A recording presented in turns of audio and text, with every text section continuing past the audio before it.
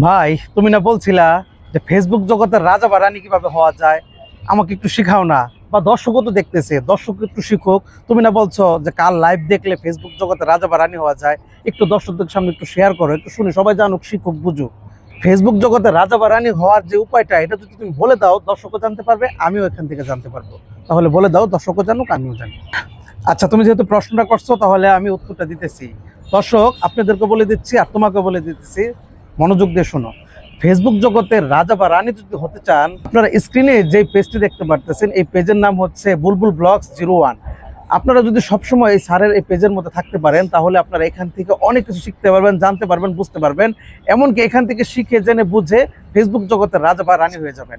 কথাটা কি বুঝতে পেরেছো? ফেসবুক জগতের রাজা বা রানী হতে হলে তাহলে স্যারের লাইভটিতে জয়েন্ট হতে হবে, সবসময় স্যারের লাইভটি দেখতে হবে। তাহলে ফেসবুক জগতের রাজা বা রানী হতে পারবেন।